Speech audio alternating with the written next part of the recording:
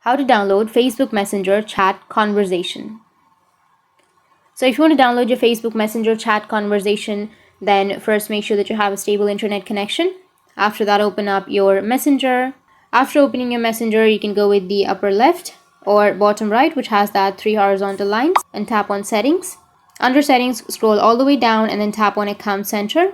Now go with your information and permissions, and here you will have download your information. Tap on it and tap on download or transfer information. Select your Facebook and then tap on next.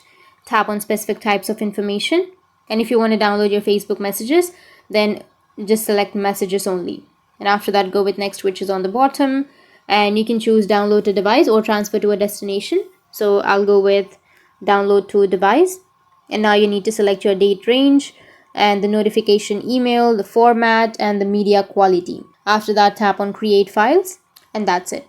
Now once you've sent the request, you can come to the same page after a few hours or after 24 hours.